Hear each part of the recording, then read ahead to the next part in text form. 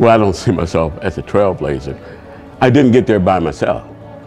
I had students who believed in me, students that we had a common cause together, and we worked together, you know, across racial lines, across organizational lines, and we saw the need for the issues that were forefront at that time and that day in the 70s when I was here.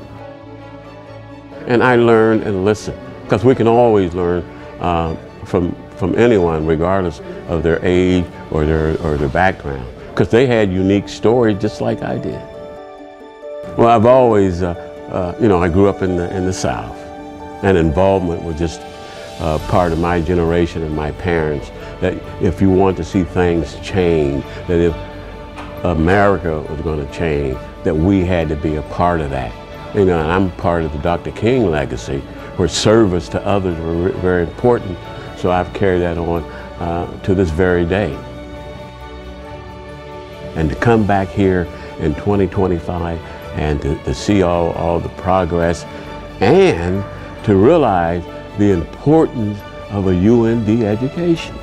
It prepared me for the last several decades, and my career, personal and professional, it all started here.